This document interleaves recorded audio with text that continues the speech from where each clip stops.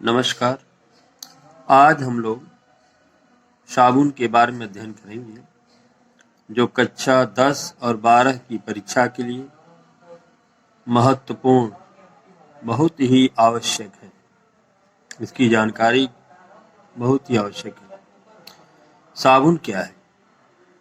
साबुन का उपयोग प्रत्येक घरों में किया जाता है, इसलिए साबुन का ज्ञान रखना बहुत ही आवश्यक है। इसकी परिभाषा इस प्रकार से है: उच्च वसा अम्लों के धात्विक लवण को साबुन कहते हैं। साबुन बनाने में सोडियम और पोटेशियम लवण जो जल में विलय होते हैं, इसका उपयोग किया जाता है। प्रश्न उठता है, साबुनीकरण क्या है?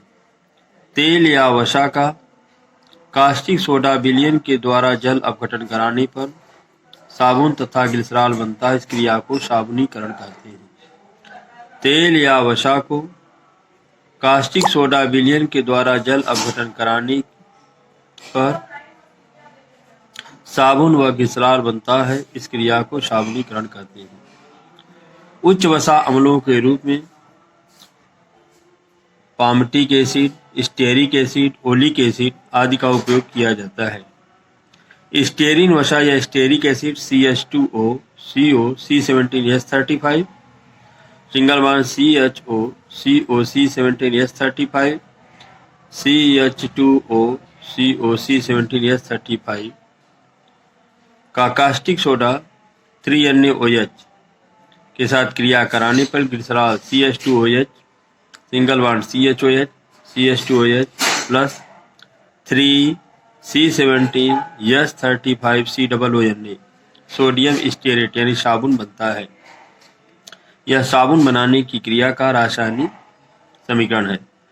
Stearic acid plus caustic soda का क्रिया कराने पर ग्लिसरॉल और साबुन बनता है। अब प्रश्न ये उठता है कि सोडियम और पोटेशियम के लवणों का उपयोग साबुन बनाने में क्यों किया जाता है? इसका उत्तर यह है कि सोडियम और पोटेशियम यह हमारे क्लींसिंग एक्शन में, क्लींसिंग एजेंट के रूप में, क्लींसिंग एक्शन के रूप में कार्य करते हैं, स्वच्छीकारक के रूप में कार्य करते हैं और सोडियम और पोटेशियम लवण जल में घुलनशील होते हैं, इसलिए इसका उपयोग साबुन बनाने में किया जाता है। कठोर साबुन और मुलायम साबुन कैसे बनते हैं? कठोर साबुन, जिसे हार्ड सोप कहते हैं। कठोर साबुन संतृप्त वसा के साबुनीकरण से कठोर साबुन बनते हैं, जबकि सॉफ्ट साबुन, मुलायम साबुन असंतृप्त वसा के साबुनीकरण से मुलायम साबुन बनते हैं। इस प्रकार साबुन दो प्रकार के होते हैं: नहाने के साबुन, कपड़ा धोने के साबुन। नहाने के जो साबुन और कपड़ा धोने के साबुन में अंतर क्या है? तो नहाने के साबुन अच्छे प्रकार के तेलों पर पोटेशियम हाइड्रोक्साइड के क्रिया के द्वारा बनाए जाते हैं, जबकि कपड़ा धोने के साबुन सस्ते तेल पर सोडियम हाइड्रोक्साइड की क्रिया के द्वारा बनते हैं। नहाने के साबुन में स्वतंत्र क्षार नहीं होते, जबकि कपड़ा धोने के साबुन में स्वतंत्र क्षार होते हैं।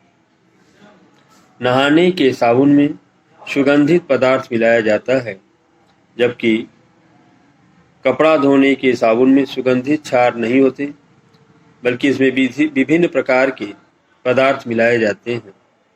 प्रश्न उठता है कि अच्छे साबुन की विशेषता